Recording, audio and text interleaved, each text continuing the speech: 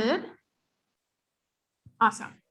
So like I said, super excited for everyone to be here. Welcome to this month's Empowerment Series event. My name is Olivia Copeland. I work with the Center of Excellence for Women in Technology. And we at the center, among one of the many things that we do to empower and educate women to pursue technology in their careers and in their work, we do programs such as this one, the Empowerment Series.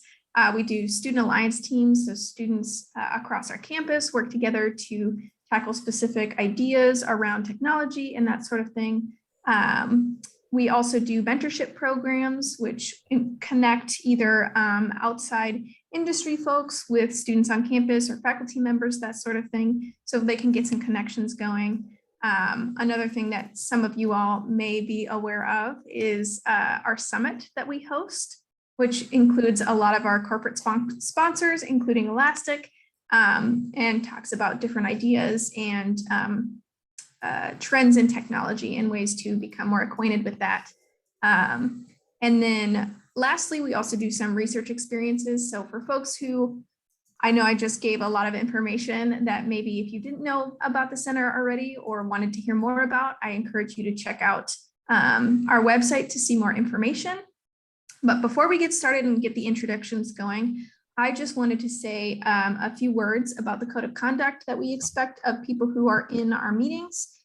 We think it's really important to set some ground rules about what we expect our participants to do or say or act when we're sharing space with other people, particularly when we're talking about personal stories and personal experiences. So we go by the 4C model, which is adopted by Harvard's model of the code of conduct. And that starts with curiosity and learning. So being willing to ask questions and hear the stories of other people to understand different ideas and learn new things about others.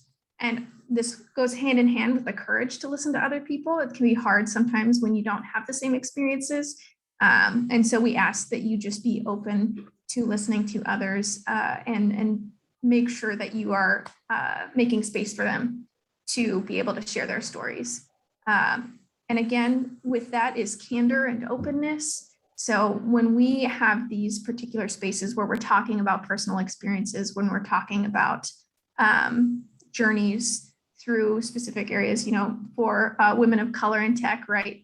We want to make sure that we're open and honest and that we make room for everybody to share their experiences. And lastly, and most importantly, courtesy and respect. Even if you don't have the same experience as somebody, it's really important to recognize what they're saying and make sure that they are included and validated in that way. So I'll go ahead and hand it over to Jay to do some introductions and share a little bit more about the group. And then we'll move right into the session. Awesome. Well, good morning, good afternoon, everybody. Thank you so much to Indiana University and CWIT for letting us do this. I'm super excited as someone who's been kind of working on the back end for probably the last 4 or 5 months to get this put together and just learn. And I will say it's even been a learning experience for me. That said, hopefully this is the most you hear me talk the entire time. I'm going to ask questions and do my best to get out the way and let these amazing women speak. That said, we also do have a couple of things that we want to talk about. I'm hoping I can get through all of this in less than a minute. So wish me luck. The first part is this is an AMA. So if you have questions, you have 4 amazing Black and brown women in tech that have a wealth of experience and knowledge, not just in their fields, but also in navigating through those fields. So feel free to ask them. Now is a great time to do that. Trust me, if a question is too spicy to talk about, then we will just not ask it online and maybe we can take it offline and have a different conversation. The next part is we hope that you can connect with us. This is sponsored by Elastic's community team. If you use Elastic or Elasticsearch or you're involved with the Elastic Stack and you're not involved with our community, I'll share a link in the chat that you can connect with us and get plugged in. We're always excited to have more and more people. And my goal for community is to have it be as diverse as our community team, which in America, we are made up 100% of underrepresented people in tech, which is absolutely phenomenal.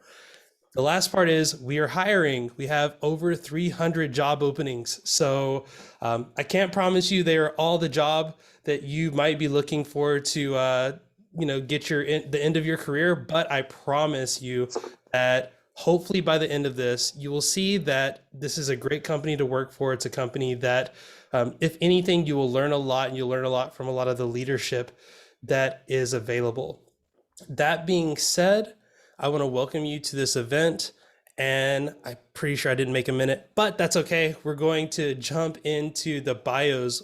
With me today are 4 amazing women of Elastic, and I'm just going to read off a little bit about each of them, starting with Apoorva Joshi. Apoorva is currently a senior data scientist on the security protections team at Elastic. She works on using machine learning for malware detection, among other things. And prior to Elastic, she was a research scientist at FireEye, where she applied machine learning to problems in email security. She has a diverse engineering background with a bachelor's in electrical engineering and a master's in computer engineering. After Apoorva, we have Courtney. Courtney Wilburn is currently an engineering manager and a cloud SRE of tooling at Elastic. She's been in the industry for over 15 years and has worked in tech via media, academia, and medicine. Courtney's journey began in her hometown of Memphis by hardware hacking on personal computers and lurking on Prince message boards. She loves finding unusual and efficient ways to solve problems, both human and technical, building tools, developing workflows, and building infrastructure almost as much as she enjoys finding ways to keep activists safe, organizing online. And when she's away from her desk, she can be found running, hiking, or biking around Philadelphia, cooking, lifting weights, gardening, knitting, building keyboards, or singing karaoke duets with her wife, which I really want to learn more about later. Next, we have Tanisha Turner. Tanisha L. Turner is an experienced cybersecurity professional in security operations, malware analysis and identification, and threat investigation. She is currently a security solutions tech lead and senior Elastic Stack support engineer at Elastic, where she is instrumental in providing customers with technical advice, guidance, and security solutions on Elastic software products. Tanisha has been involved in Elastic SIM project in the early stages of development and is a go-to person for the SIM experience on her team. She is the first Elastician to be featured on a global list of recognized epic women in cybersecurity.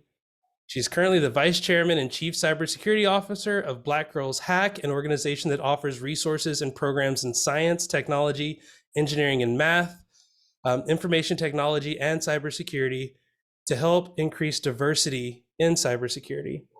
She is also the Blacks in Cybersecurity Ambassador of Tennessee, both East and Middle, and has held a nonprofit volunteer position in recent years as the BDPA chair of the Cybersecurity Advisory Board. And Tanisha has a Bachelor of Science in Information Security and an Associates of Science in Network Security, where she received both degrees with honors. And last but most certainly not least, we have Janine Michael Strawn. Janine joined Elastic in 2019 as a result of the Endgame acquisition and is a technical writing manager for Elastic Security. Born and raised in Maryland, Janine received her bachelor's from Howard University as a broadcast journalism and her MS from Clarion University in mass media arts and journalism. She has a passion for diversity, equity, and inclusion, and being an advocate for issues surrounding the Black community in between juggling a busy career and motherhood. Janine enjoys fiction books, fine arts, traveling, photography, poetry, and being a musician, which we have a musician and a singer on here, so we will try not to do karaoke night, but I know the next Elasticon Global, that may be a thing. I want to give these women an opportunity to speak for themselves, since I've been rambling for 5 minutes now. So I'm going to start with the first question, and we'll pass it over to Apoorva, and we'll just go in the order that we read the bios. So starting with Apoorva, the first question is, how did you get into tech, and specifically, how did you get the job that you're in today? Sure, that's going to be a fun and long one. So, my father's an engineer, and my elder sister is a neuroscientist. So, I kind of had um, both of them to look up to growing up. And living in an engineering household, it's kind of natural that I grew up having an affinity for science and technology in general, which led me to get my bachelor's in electrical engineering. And the summer internship, I kind of remember that summer internship I did during my final year, which was at a biomedical devices lab in Iowa, where I was helping build a 3D lab to help doctors kind of plan complex surgeries using 3D holograms of human organs. And that sounded really cool. So I went back to the same university in Iowa for graduate school to build on the same theme, like signal processing, image processing, all that heavy stuff.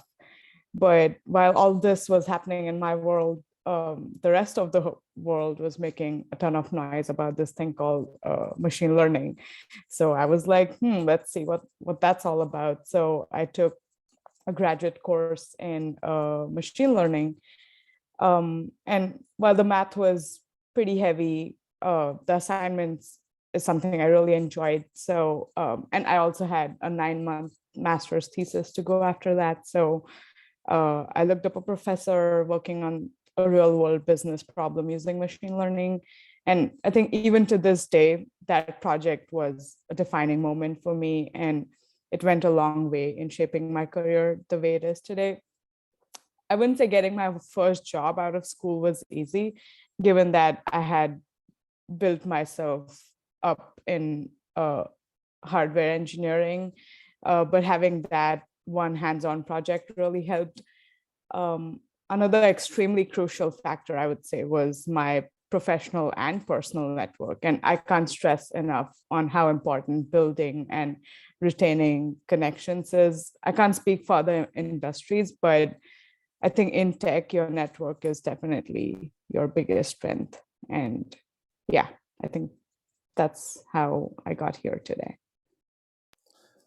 That's awesome, and it's cool to see both familial backgrounds and things that are just cool. Like just seeing things you're like, that's cool. I want to do that. Like I love to hear stories like that. Courtney, what about you? I mean, similar to Apoorva, I have family in STEM. My mom is a chemist. So I think at least from the modeling what it's like to be a Black woman working in STEM, I had that strong model there in terms of, what it's like to she was an industrial quality assurance chemist for a very long time. And so, you know, working in industry and doing sort of applied science was, appealing, but I initially kind of ran away from science. My dad is an artist. And so I think I always had the mix of influences there and tried to, find different ways to sort of marry the two. And I feel like, at least for me, writing software was sort of a way to do that, and doing hardware hacking was a way for me to do that as well. I am self-taught in programming for the most part. I did take some computer science in college, but was largely self-taught up until then, and did some, as a kid, I had access to a lot of technology early on, and was fortunately was in a family environment where my curiosity was not extinguished at all. It was nurtured, and so I was able to study and learn and pick up whatever else I wanted to. And as was mentioned in my bio, I'm a huge Prince fan, and so when it came to figure out ways to trade for bootlegs of shows of concert material, a good way to do that is to sacrifice some of your skills in order to to do that, especially if you're a child and the only income you're getting is allowance. One of the things you might do is perhaps put together message boards, put together websites, things of that nature, so that you can, people will send you some concert footage in return, and you can watch and listen to all the Prince concerts to your heart's content. So that was at least an early motivation for me. And then, just continuing on with that, I, was coding all the way through as a kid, and had an opportunity to work in high school in a program that I was in a pathology lab, and it was where I first learned C, and I got to help build some gene sequencing models in a pathology lab when they were working in University of Tennessee, Memphis, in conjunction with St. Jude, to do research. So that was sort of my first taste of doing that for real. But I kind of ran away from that again for a little while. I've been a martial arts instructor. I've been a certified phlebotomist. I've been an HIV counselor and activist. And so eventually I was, trying to figure out what I wanted to do. And after attempting to go to dental school, I decided to return to, and after getting my degree in anthropology, I decided to return to technology. And so it was a matter of kind of refreshing my memory of some of the things that I loved, and kind of marrying art and science, at least in my view, and building infrastructure and doing something from scratch to me is almost like painting. And so now as a manager, I feel like I have the opportunity to grow humans as opposed to build software. And so it's been an interesting challenge for me. So that's kind of where I am today. That's awesome. And I learned a lot, and I can definitely say this is the first panel I've had someone who is a I can't even say the word, a phlebotomist on. So that is just super cool. Tanisha, what about you? Same question.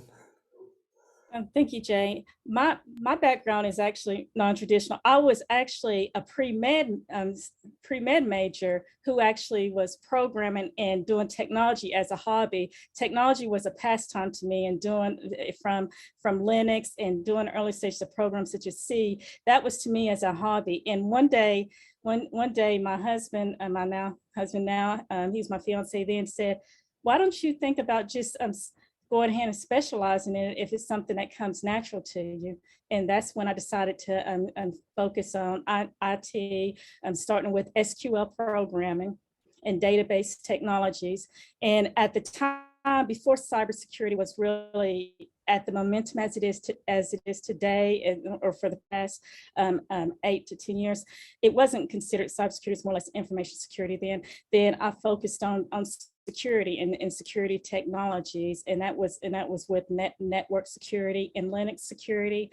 And from there, I progressed to specializing in security and analysis and malware investigations, and that's how I started in technology. My role was non-traditional, from just doing it as a pastime and just really enjoying it, and then decided, hey, why don't I, if I love it so much, if it's a passion and I see it as fun, then why not go ahead and major in it, and why not go ahead and progress and make it a career out of it. So that's how my journey and now today, with being involved in more in the community form of it as well.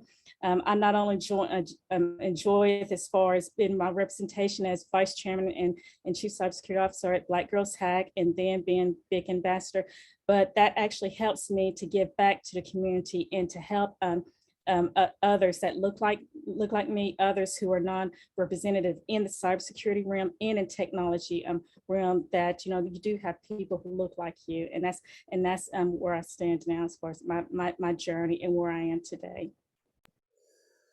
I like it. And I think that's going to definitely come up in one of my follow-up questions that I have, looking forward to not only getting to where you are, but being able to help other people that are like you get to that same spot. I'm super excited about that. Janine, how did you get into tech, especially with a media background? I wanna know more about that. Yeah, so I actually have kind of a non-traditional, I guess, background. I guess you could say very eclectic. So I have 2 journalism degrees. The goal was not actually to go into tech. I actually wanted to go into television production and to news reporting. I had these dreams of like, being a famous news anchor and, producing all these wonderful shows. Didn't quite end up that way. Actually, one of my first jobs out of college, I worked for the Discovery Channel. And then after that, I actually ended up at a publishing company where I did training and product support, which is really trying to make ends meet. You know how it is like when you come out of college and you're just trying to survive. So it's kind of one of those situations. I ended up getting laid off from that job about 1.5 years after that. That led to another position within the company at the headquarters as a product support specialist and also as a technical writer. So I did product support, I did software training, and I did technical writing, both internal for developers and then also external for our for the software that our publishing company used. So that kind of introduced me to the world of tech writing, which was fine because I've got 2 journalism degrees. I can use my writing chops to actually do some writing, which is what I studied in school. So I did that for several years, almost a little over 7 years. And then after that, I actually started working for a cybersecurity startup called Endgame, which was very new at the time. And I led their documentation efforts there. So built the documentation from the ground up, pretty much wrote every single piece of documentation for the endpoint security platform that they were building. And I did that, led those documentation efforts until we were acquired by Elastic in 2019. And so now I had the opportunity to lead our documentation team for Elastic Security, which is a brand new product that we launched in 2020, leading those documentation efforts and building a team around that. So kind of a non-traditional path that I will say that I did not expect, but I'm happy nonetheless. I can't imagine doing anything else. So I'm glad that things turned out the way that they did. So definitely happy to be a part of the tech world and tech community. I love all these answers, and as someone who like the only TV I watch is really like Discovery Channel and like that realm of TV. Thank you for keeping me preoccupied for probably months at a time. But everyone here shared a really great story about like how they got to where they were. I know that everyone here was kind of doing something else, and I think that's super awesome. Obviously, tech has a history of not being able to retain women in tech, especially women of color in tech. I love, Janine, how you worded it. At one point it was, I'm trying to make ends meet, so I'm doing the thing. A lot of folks in tech, I don't want to say necessarily have traditionally that problem, but as a Black person in tech, I know that there's a lot of historical reasons that even with a tech salary, you still have a lot of historical and societal baggage that may make it a little bit harder. So my next question is, what struggles have you faced progressing through the industry to where you are today? And I'm just going to go back to the top, and we'll start with Apoorva. Sure, I can speak to this a little bit. So I think while entering the industry, imposter syndrome for me was a huge thing. I'm not saying it has vanished completely today, but it's definitely getting better. But it was definitely a lot of effort from my side. There, like especially in cybersecurity, there was this one time I read a stat where it said that there's only 11% women in the cybersecurity industry. So every meeting you walk into, you're like 1 or 2 out of like mostly male dominated meeting. Or so yeah, I guess it was just hard having to face that all the time. So I had to tell myself that my voice and my work matters. It didn't help that I was fresh out of school. So that imposter syndrome stemming from the fact that I didn't have enough experience also played a huge role. One other thing I used to do a lot when I just started was not saying no to things. And it took me a while to realize that saying yes to every project and every opportunity is probably just a classic recipe for early burnout. So at this point, I respectfully decline things that I don't have the bandwidth for. And I think since we're on a panel of women, I think it's worth it to mention that I have previously, and I still do, face microaggressions from male and female colleagues all the time. The phrase "death by 1,000 paper cuts" is a phrase I've heard from a lot of women who share the same experiences as me. But just one thing I've tried to do consistently is just to be vocal about it, whether it's in like resource groups at work or with my managers or with my colleagues, to just identify that this is a problem. And if they are the ones doing that to me, making sure that they understand that it's not cool. So yeah, that's my take. I know I said some uncomfortable things, but I hope we can get that conversation going here. I think it's worth it.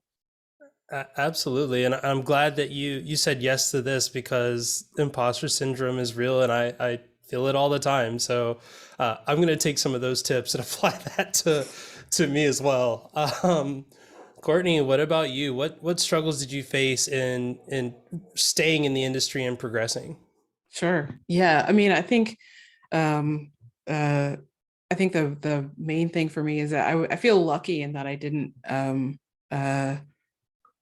have any periods where I felt like I suffered from imposter syndrome. But I think that I did find myself needing to prove myself to other people. You know, I think it's sometimes when you flip that dimension and you have the confidence in yourself and your abilities, and because of who you are, you know, specifically for me, because I'm a Black woman, there were people who didn't have confidence in my abilities just based on who I am.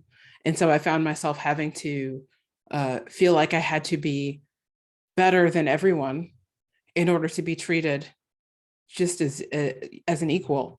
So I always made sure that folks saw the best of my work, that folks saw, you know, I would make sure that, you know, my code was always perfect if it came to a matter of code, or that I was executing something and knew exactly what I was talking about, but attempting to become an expert more quickly on certain topics. And I think too, because I don't have any sort of computer, my degree is in physical anthropology, is in biological anthropology. I think too, you know, coming in and being largely self-taught in the field too, sometimes, you know, you find yourself having to, you know, feeling like you need to prove yourself, and having the confidence in your abilities, and still, you know, needing to feel like feeling like other people didn't see that in you, or didn't see you. It was especially difficult, I think. And, you know, in terms of, you know, I've been in the field for 15 years at this point, a little over, and you know, experiences like have run the gamut from, you know, folks actively sabotaging projects that I've worked on, unfortunately, to you know, having folks attempt to cut me out of you know, initiatives that I'd been leading and things of that nature. And you certainly don't make it to, you know, having been a principal or lead engineer as I have in the past, and you know, at the New York Times and some other places, without having, unfortunately, having gone through sort of, you know, the twin biases of both sexism and racism.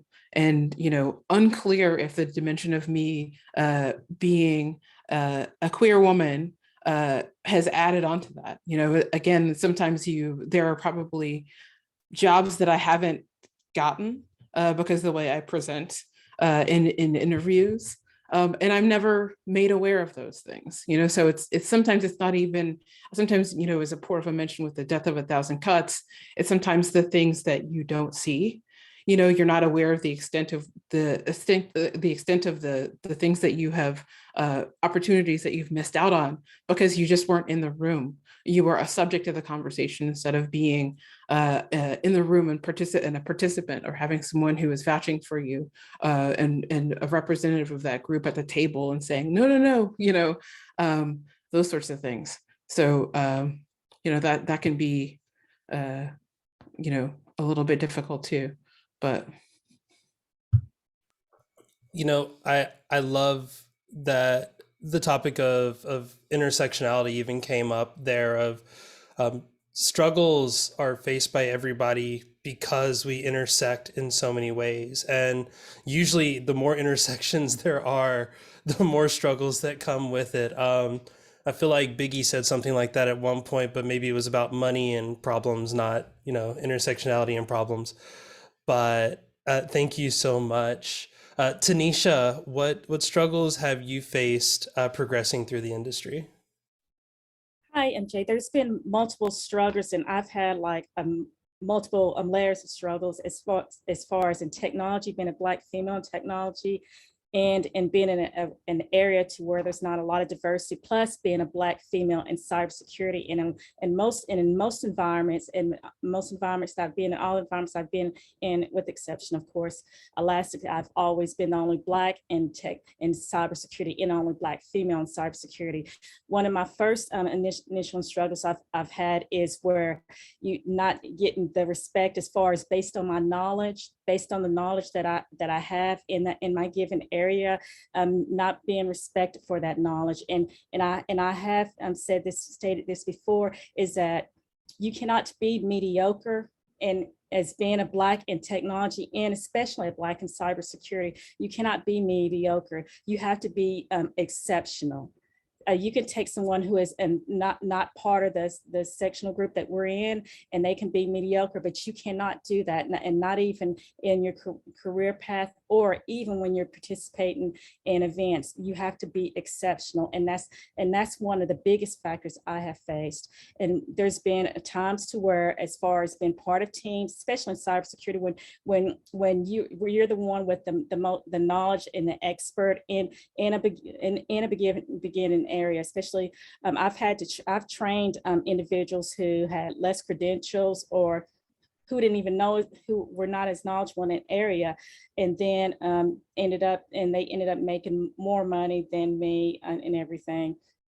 So and then there's been times where you've been ostracized because of who you are or what you look like. You've been ostracized, not because your capabilities, but because it's that underhanded racism, and it's not about normally it's not about being gender. It's more or less that underhanded racism, and gender on top of that. And so that's one of the struggles I had faced, especially when being in technology at first, but the most struggle I've encountered was in cybersecurity, where I had actually been told by an individual that I didn't belong, that a person that looks like me doesn't belong in cybersecurity. And it was very direct, that a Black woman does not belong in cybersecurity, which, I didn't let that define me. And I will tell anyone this: do not let anything define your success. No one can define your success but you. What anyone says or tries to hinder you, that's them, but you do not let anything hinder your success or your ability to progress, because you win.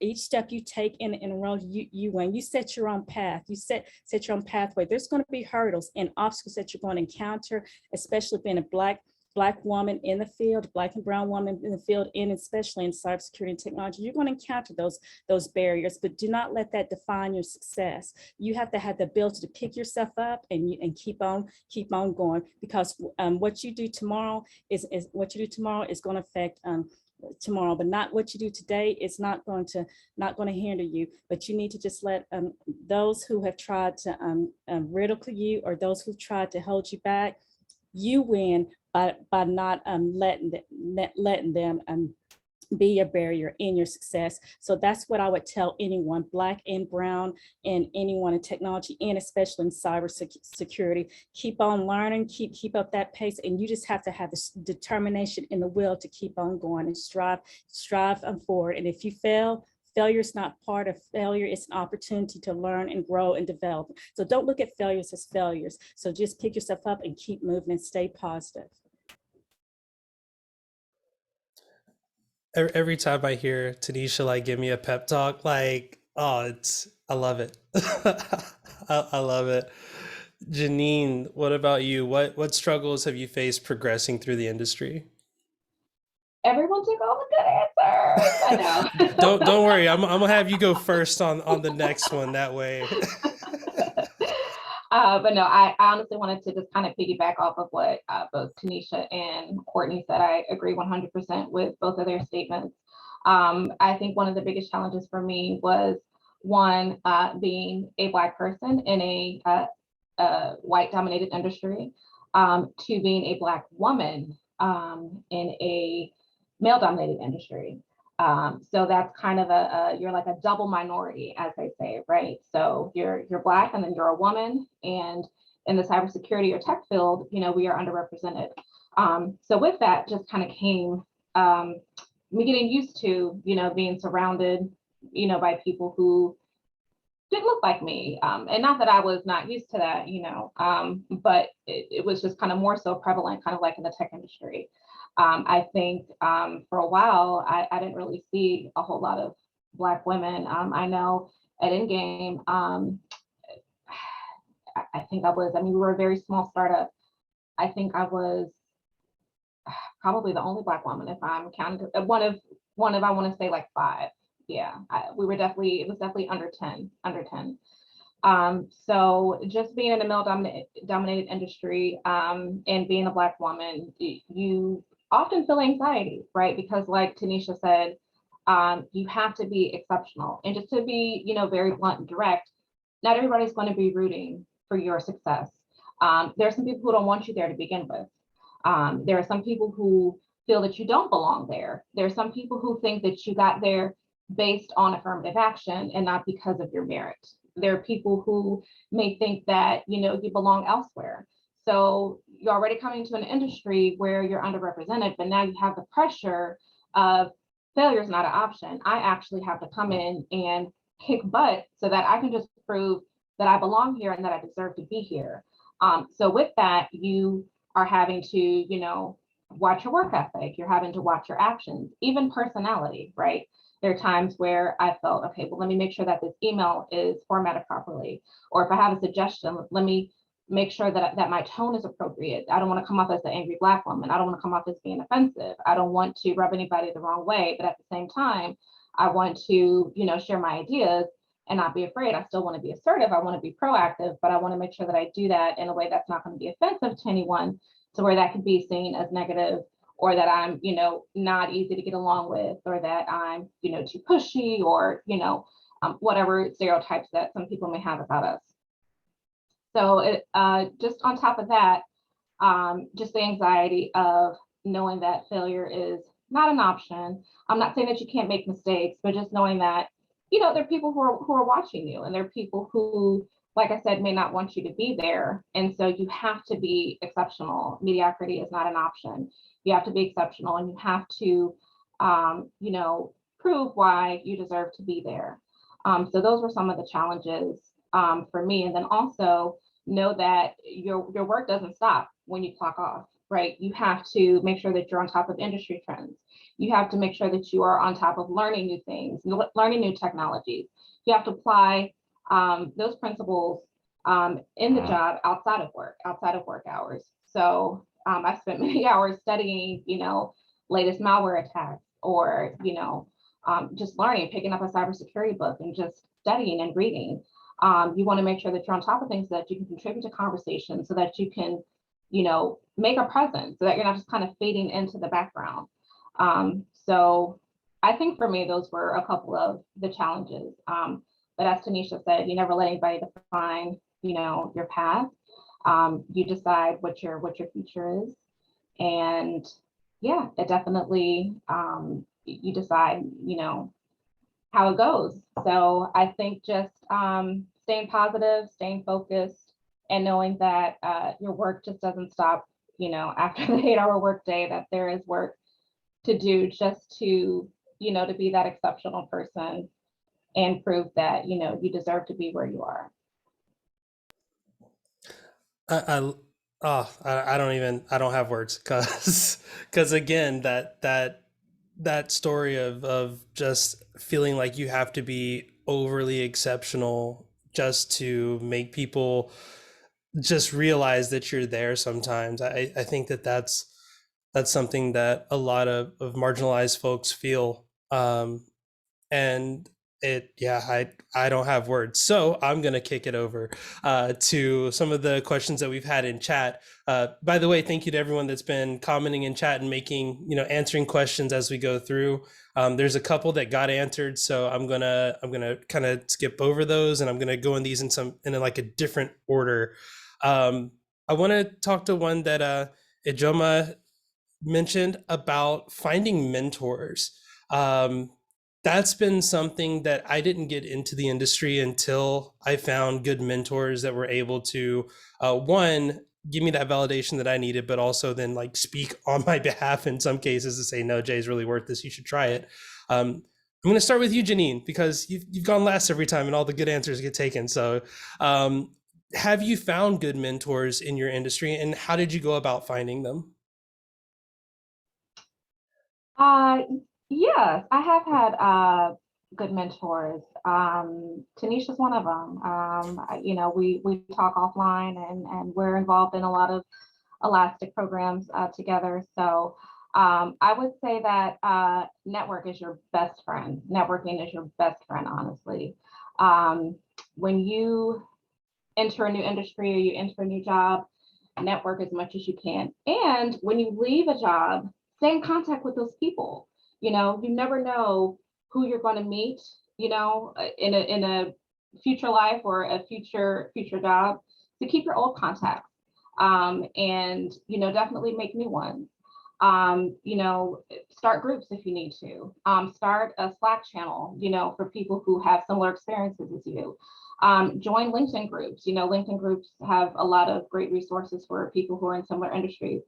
I'm in several of them as well. We communicate on a regular basis.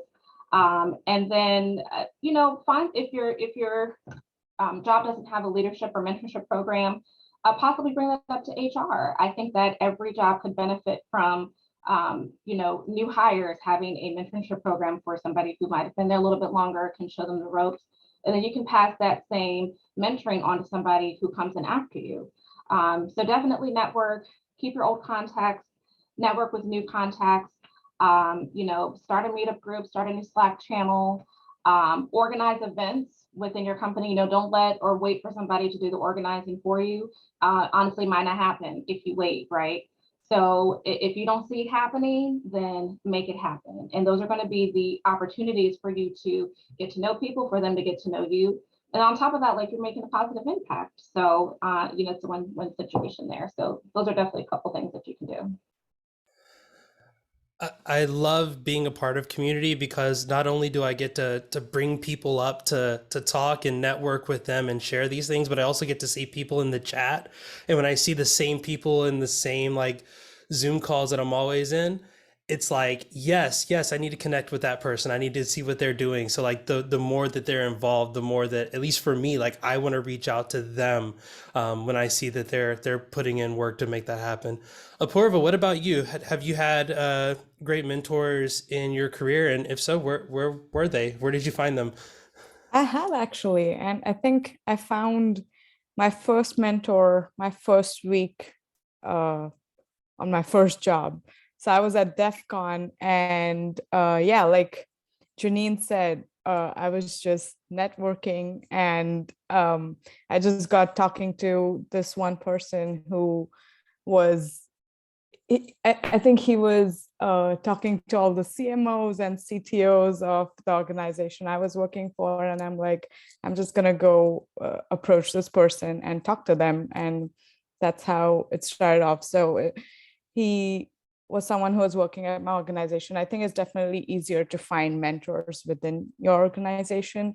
Great if you already have a mentorship program, but even if you don't, my strategy so far has been just to reach out to someone whose work I admire and someone who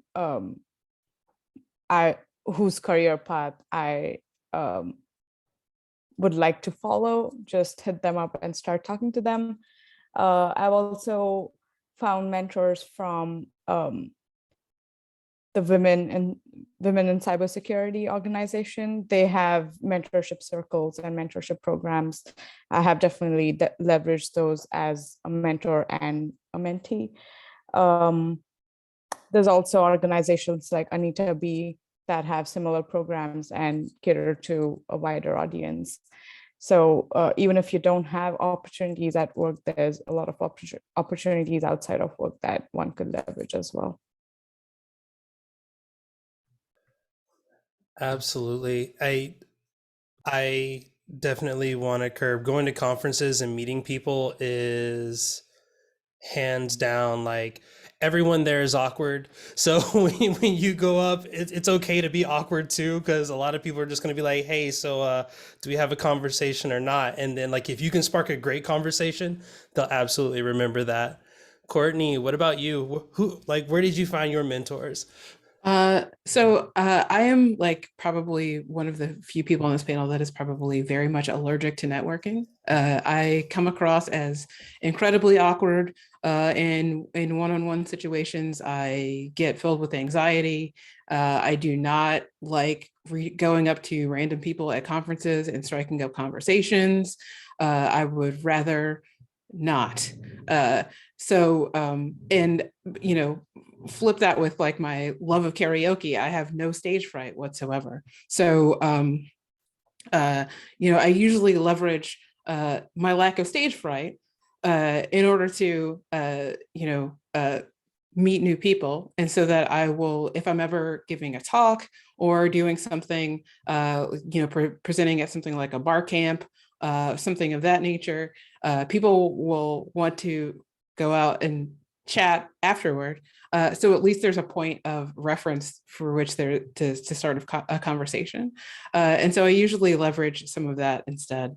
But the places where I've found mentors have been a lot of online communities.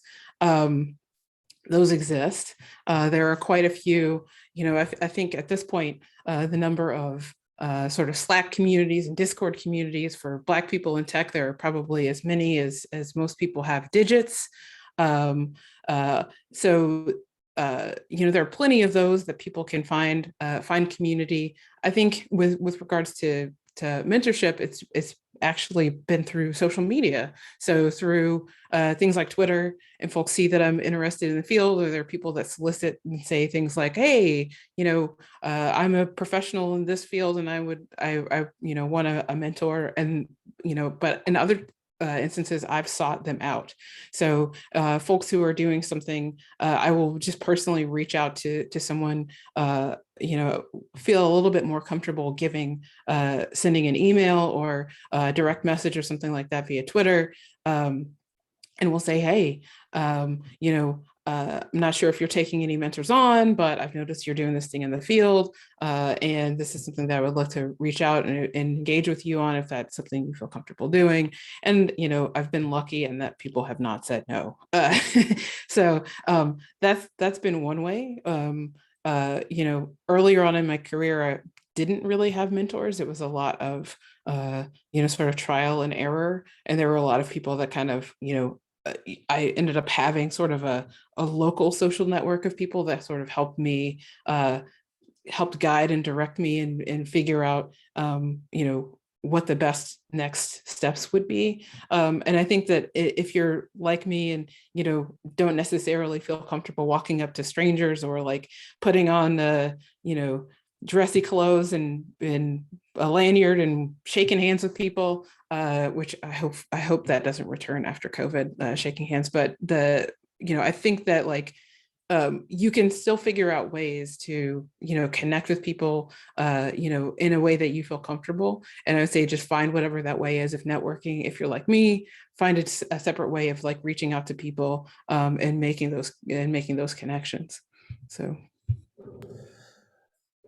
Absolutely. And double up on the introvert. I love going to conferences, but I also love the weekend of doing absolutely nothing after a conference because I am peopled out at that point. So for the sake of time, Tanisha, I want to ask you a related question because I've seen it in the chat.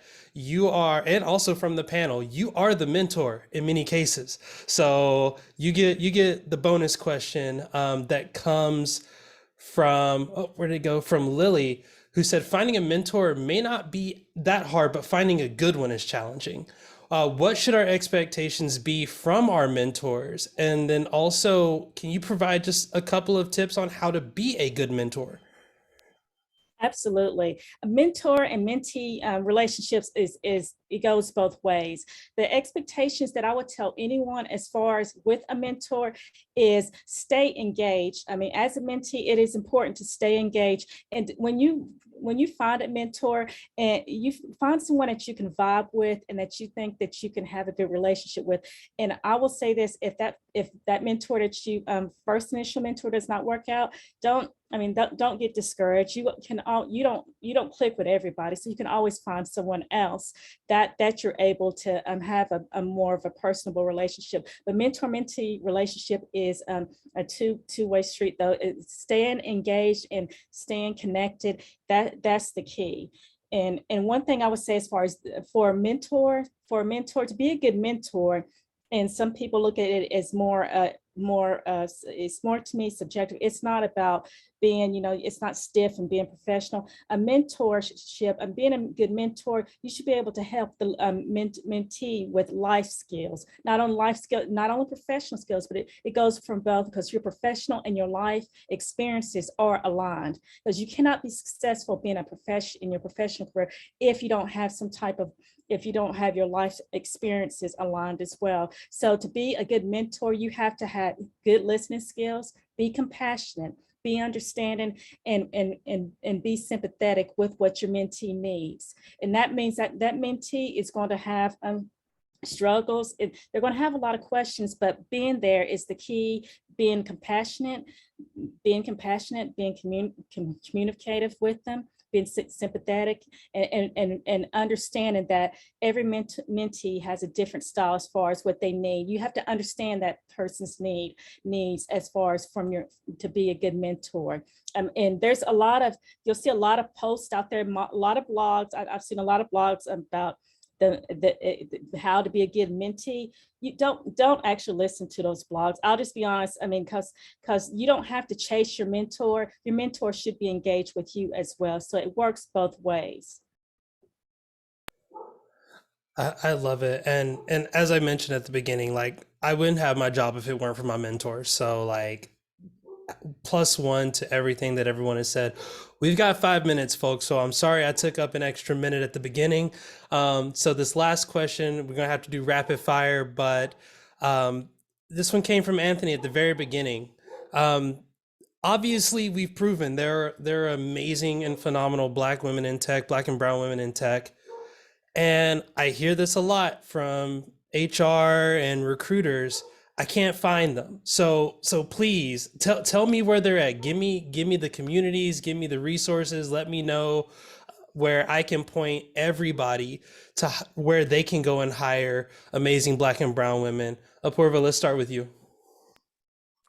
I honestly, like, I'm fairly new to the industry at the moment. Like I'm just 3 years in, so I honestly haven't found resources to improve on diversity and inclusion in tech. So I'll let the senior panelists speak on this one. Okay. I've got a list already. All right. All right. You get your keyboards ready? All right. So there's Revision Path, which is actually a constellation of things they do, like a podcast and a couple of other things. They have a job board, and post your jobs to that job board. There will be qualified, Black and brown technologists who are waiting looking for the right new career path to come along. There's also a community called Dat Code. They also have a job board.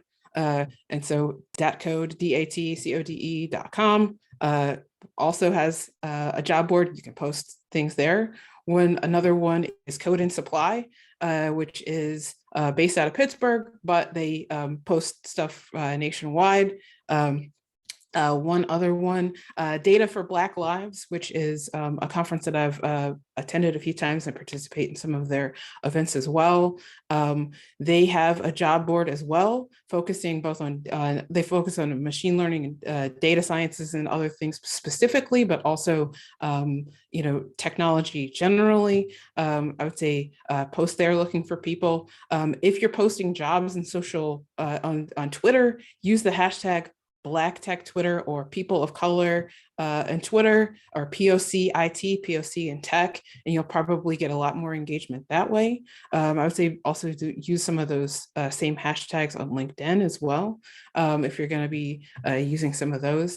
And then, find some of these other, local events to engage in. Like if you're someone who's like posting a lot of job things, like, find some of the other, Black Girls Code, Black Girls Hack, like, find some of those events, table at some of those events, sponsor some events, and get involved that way. And you'll probably be pleased with the folks that you meet there. And then conferences and events, post some of those and conferences that are geared toward community oriented, specific communities as well. So. And a +1 to any organization that provides free training. If you remember at the beginning, we talked about some of the struggles that people deal with in learning. A lot of people are having to learn on the free path. So if you're willing to give them a chance, they can prove that they're more than capable. They just may not have the resources to join some of the pay for communities that are available to them.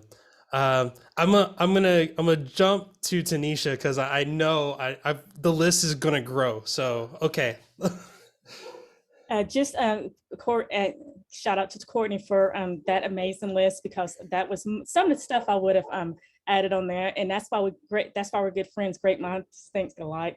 But to piggyback on that, one of the things that HR can do as far as with these organizations, they not only need to walk the walk, talk the talk, they need to walk the walk. They say we don't know how to get these people. Yes, they do. If they need to make direct contact with the leaders of these organizations and say, how is it that we can recruit talent from your community to these nonprofit organizations such as Black Girls Hack, and Blacks in Cybersecurity. They need to reach out and say, hey, we're looking for some amazing people. And who do you have that is looking for jobs and everything? That's what they need to do, because I feel like a lot of organizations, they say that they want to know how to recruit, but they're not very actionable. And the key is to be very actionable with it. Listen to any of your employees that are involved in these organizations, such as, of course, I'm involved in two, Black Girls Hack and Black Cybersecurity. Listen to what their ideals and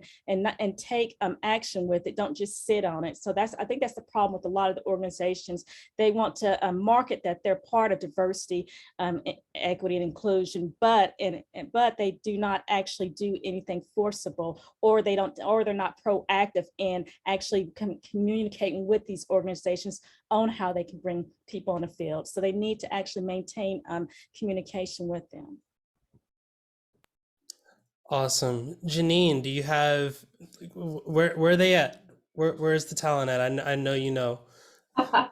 I think that Courtney and Tanisha have more of the a longer list, but I definitely have posted many job descriptions, job openings on Black Tech Twitter.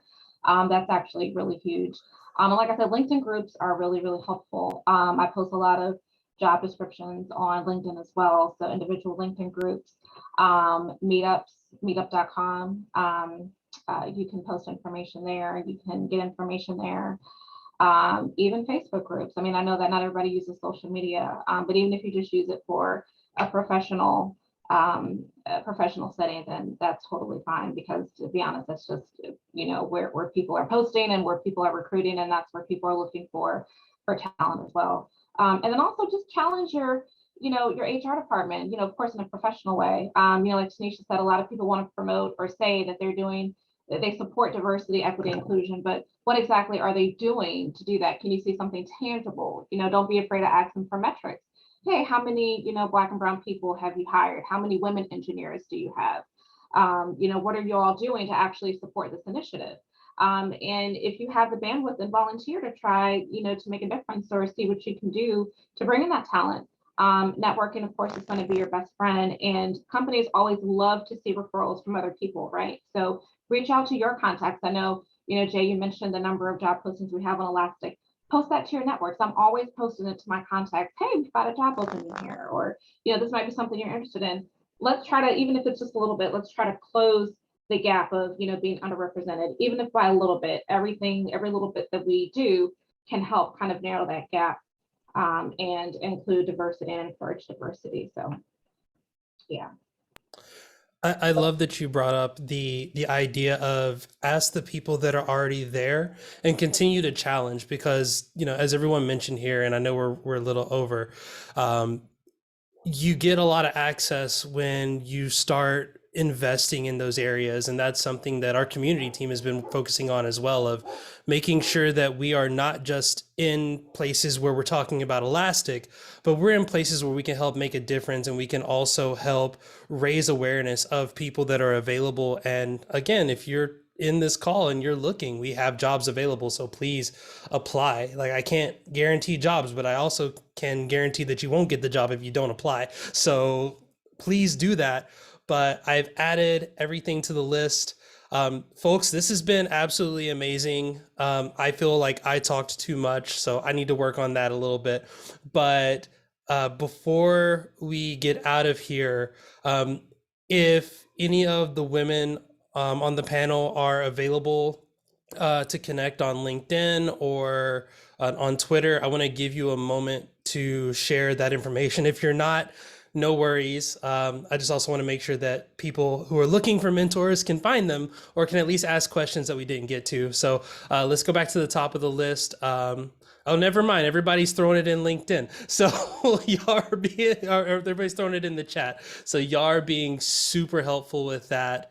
So at this point, that's going to conclude the panel, and I want to pass it back to Olivia. Thank you so much, Jay, and thanks to all of our wonderful panelists.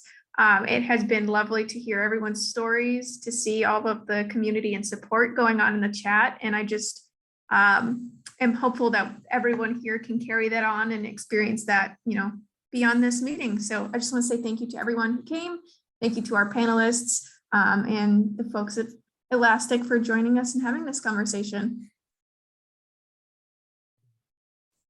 It was a pleasure. Thank you so much. Thank you, everyone. Please connect with me on LinkedIn. I didn't have a chance to put the link, so please connect with me, Tanisha L. Turner, on LinkedIn, and I'm available for mentorship. Thank you. Thanks for having me. It was great being here. Thanks. Thanks. Bye. Thank you. Thank you, everyone.